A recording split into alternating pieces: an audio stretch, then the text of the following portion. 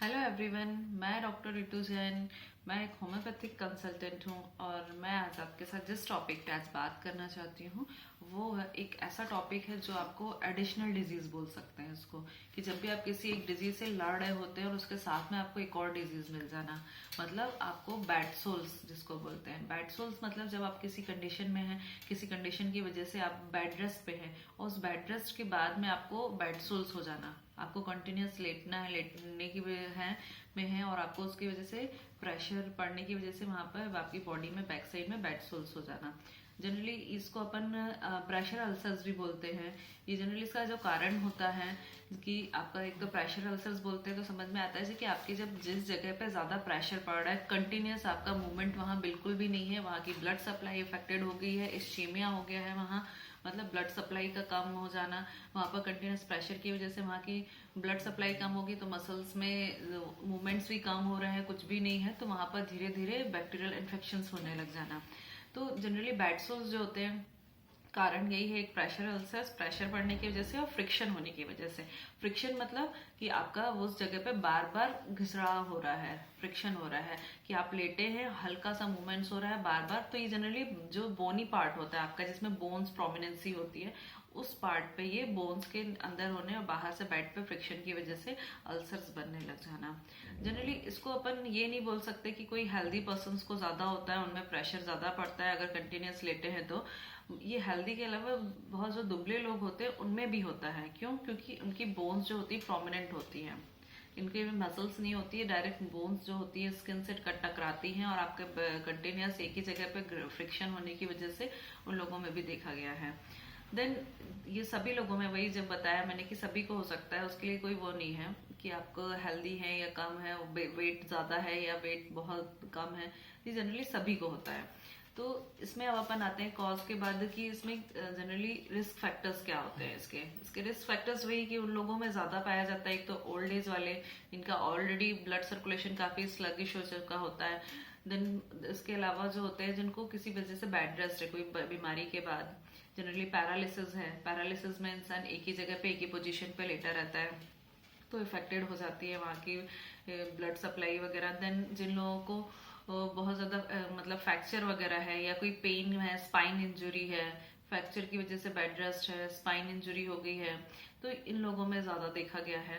Then इसके अलावा जो लोग व्हील चेयर्स में चलते हैं तो व्हील चेयर्स में भी दिन भर बेड सिटिंग कंडीशन में रहना और उसकी वजह से आपका नीचे बटक्स वगैरह में धीरे धीरे धीरे आपका जो है प्रेशर पड़ने की वजह से वहाँ बेड सोल्स होने लग जाता है, फिर आप सिटिंग और लाइंग डाउन कंडीशन में है। तो जब भी किसी जगह पे आपका कोई मूवमेंट नहीं है, बहुत रेयर मूवमेंट है, तो उन लोगों में ये चीजें बेड सोल्स देखे जाते हैं। और इसके अलावा जैसे अगर आपका प्रॉपर, अगर जैसे जनरली जो मेन एरिया जो इसका होता है वो बटक्स होते हैं और कोकक्स होता है, कोकक्स बोन के ऊपर, जनरली जो आपके बटक के बीच में जो ऊपर बैक, लोअर बैक में होते हैं, जनरली इस पोजीशन में ज्यादा इस वजह से भी होते हैं कि जो लोग बेड रेस्ट पे होते हैं तो लोग बेड पे ही यूरिन और स्टूल पास करना, तो प्रॉपर क्लीनिंग नहीं हो पाने की वजह से भी ये बेड सोल्स जल्दी उभरते हैं। देन अब अपन आते हैं इसके कि कौन कौन से पार्ट्स इफेक्ट होते हैं। तो मैंने अभी बताया कि सबसे मेन पार्ट होता है आपका कोकेक्स बोन पे। देन इसके अलावा आपके ये हेड, बैक ऑफ हेड पे भी हो सकता है, क्योंकि यहाँ पे भी अगर आप कोई इंजरी हुई जिसकी वजह से आप हेड का मूवमेंट बहुत कम कर पा रहे हैं तो धीरे धीरे धीरे फ्रिक्शन की वजह से, प्रेशर की वजह से बैक ऑफ हेड पे भी हो जाता है। देन जो भी आपके शोल्डर्स होते हैं, आपकी एल्बोज होती हैं, तो ये सारी जहाँ पे प्रोमिनेंसी, इवन हील, नी के नीचे, हील्स के नीचे, पैर नीचे, फुट पे, यहाँ पे भी अल्सर्स होने के चांसेस होते हैं। देन इसके अलावा अपन आते हैं कि स्टेजेस पे। तो स्टेजेस इसकी क्या होती है कि स्टेज पे इसमें फर्स्ट स्टेज जो होती है स्टार्टिंग की, तो फर्स्ट स्टेज में जनरली इसमें आपको हल्का सा रेडनेस आएगा और रीचिंग स्टार्ट होती है स्किन में।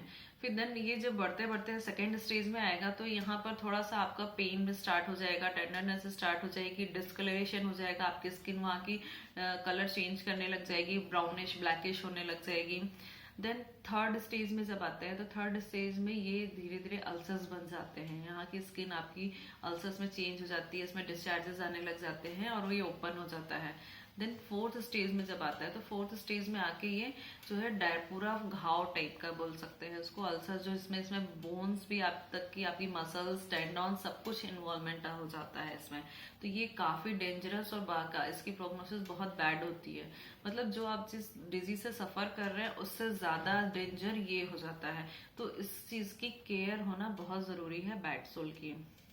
देन इसके अलावा अपन आते हैं इसके प्रिवेंशंस में। तो प्रिवेंशंस में सबसे पहले कि आपने जो मैंने स्टेजेस बताई हैं, आप फर्स्ट स्टेज में ही और आपको बेड रेस्ट पे, आपके घर में कोई पर्सन है जो बेड रेस्ट पे है पैरालिसिस की वजह से, फ्रैक्चर्स की वजह से, इंजरीज की वजह से, तो जिस वजह से भी है, अगर अगर किसी ये ऐसे पार्ट्स में जहाँ प्रोमिनेंसी है, जहाँ प्रेशर ज्यादा पड़ता है, उस जगह पे अगर आपको स्टार्टिंग हो रहा है इचिंग रेडनेस वगैरह, मतलब फर्स्ट स्टेज आ गई है आपकी, तो उसमें आप स्टार्टिंग में ही केयर कर लेंगे कि वहाँ का मूवमेंट बढ़ा देंगे, वहां पर आपका कहते हैं प्रेशर नहीं पड़ने देंगे, थोड़ा सा पोजीशन चेंज कर लेंगे। तो स्टार्टिंग में ही केयर कर ले तो सबसे बेस्ट होता है। बट अगर जिन लोगों को अल्सर्स बन चुके हैं तो ये जल्दी ठीक नहीं होते हैं, इवन आपका काफी फेटल कंडीशन हो जाती है इसकी वजह से भी। तो अल्सर्स को अपन को बढ़ने नहीं देना है, और अगर जिन लोगों का बढ़ चुका है तो इसमें प्रॉपर केयर बहुत जरूरी होती है कि इसकी प्रॉपर क्लीनिंग होना जरूरी है, ड्रेसिंग होना जरूरी है। देन आपको डेड स्किन आ जाती है इसमें, तो डेड स्किन का निकलना जरूरी है, क्योंकि जितनी ज्यादा डेड स्किन रहेगी, प्रॉपर क्लीनिंग नहीं होगी, तो इससे क्या होता है कि उसमें और ज्यादा इन्फेक्शन के चांसेस बढ़ जाते हैं, और जहां इन्फेक्टेड हुई चीज तो धीरे धीरे धीरे वो स्प्रेड ही होता जाता है। तो इसमें प्रॉपर केयर की बहुत जरूरत है, मेडिकेशन की, क्लियरेंस की, क्लीनिंग की, और बट इसके ये जो कंडीशन है ये मतलब ये कॉमन कंडीशन हो गई है बेड रेस्ट वालों के लिए, ओल्ड एज वालों के लिए, बट इसके रिजल्ट्स जो है काफी मैंने कम देखे हैं।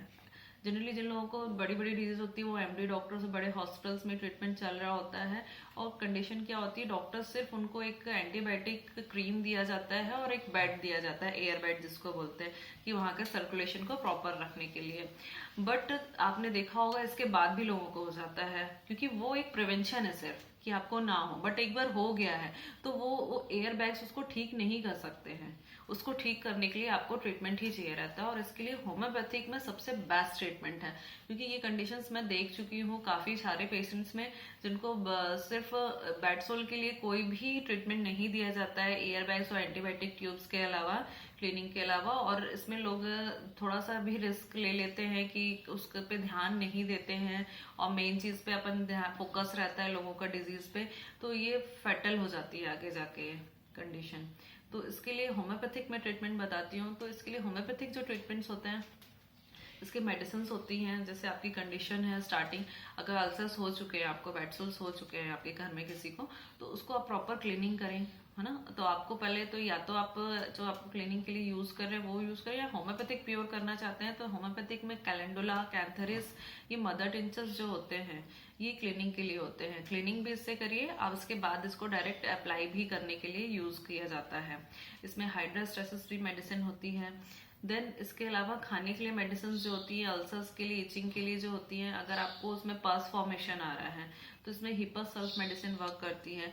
अगर डिस्चार्जेस आपको सिर्फ वाटरी सीरम टाइप का आ रहा है सिर्फ, तो उसमें ग्रेफाइटिस मेडिसिन हो जाती हैं, और पेनफुल है तो उसके लिए आर्निका, बेलाडोना मेडिसिन हो जाती हैं। तो ये सारी मेडिसिन जो होती है बेडसोल को ठीक भी करती हैं, और बट इसमें प्रॉपर केयर की बहुत ज्यादा जरूरत होती है। आप इससे बचा सकते हैं अपने बेडसोल को कि, बट इसमें ऐसा नहीं कि होम्योपैथिक मेडिसिन लेने से ये फटाफट आपका ठीक ही हो जाएगा। इसके लिए भी आपको बहुत जरूरी होता है कि जो क्लीनिंग और एक्सटर्नल एप्लीकेशन के लिए मेडिसिन मैंने जो आपको बताई, वो कम से कम ऐसा नहीं कि आपने सुबह लगा दिया रात में लगा दिया, इसको कम अगर 3 से 4 बार अगर दिन में यूज करते हैं तो ये एक तो सबसे पहले स्टॉप कर देता है बढ़ने के लिए, और जहां बढ़ेगा नहीं, इन्फेक्शन कम होंगे आपके बैक्टीरियल इन्फेक्शन, तो धीरे धीरे करके आपका स्लो होगा ही। साथ में आपको उसके वो भी करना है कि आपको पोजीशन को थोड़ा सा चेंज करना है उनकी।